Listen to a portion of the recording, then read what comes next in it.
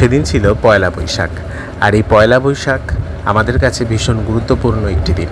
তার সঙ্গে সঙ্গে সেই দিন আমার লেখা এক অপরিচিতার ছায়া নামক একটি ভৌতিক সংকলনেরও মোড়ক উন্মোচন অনুষ্ঠান ছিল।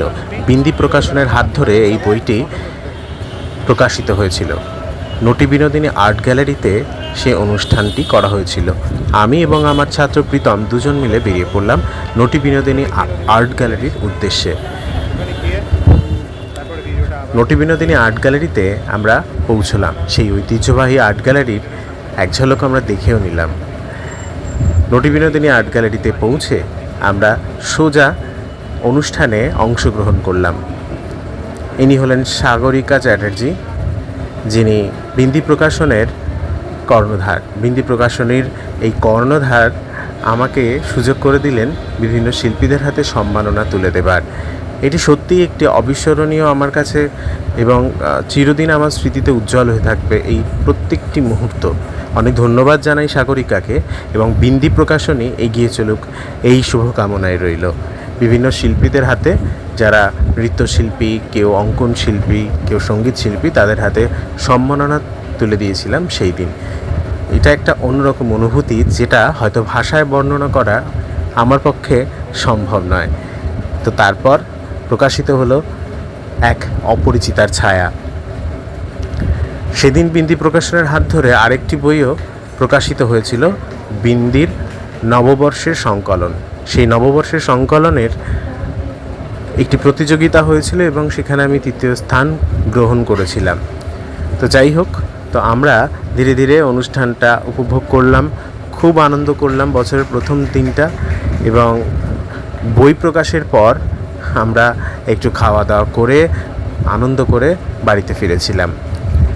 এক অপরিচিতার ছায়া এই গল্পটি 5টি ভাগে বিভক্ত।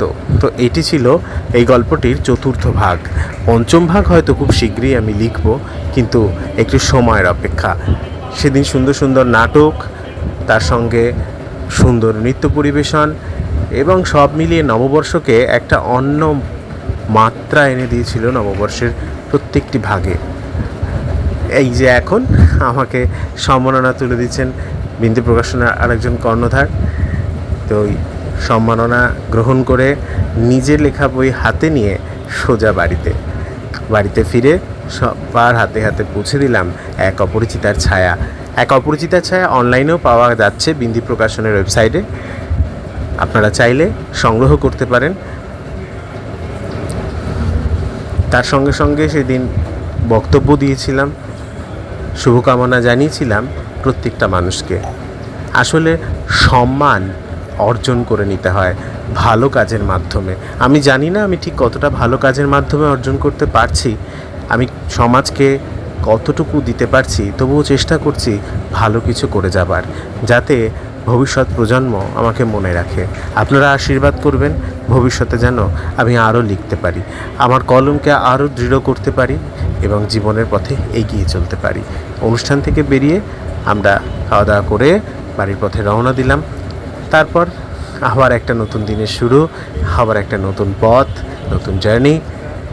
এইভাবেই এগিয়ে চলবে দিনের পর দিন একটা নতুন অধ্যায়, নতুন পর্ব, নতুন গল্প। আপনারা সবাই ভালো থাকবেন, সুস্থ থাকবেন, এবং আমার লেখা বই অপরিচিতার ছায়া তৎসহ আরও যতগুলো বই বা কবিতা আছে কেমন লাগে অবশ্যই কমেন্ট বক্সে জানাবেন। আপনাদের ভালোবাসা একান্ত কাম্য।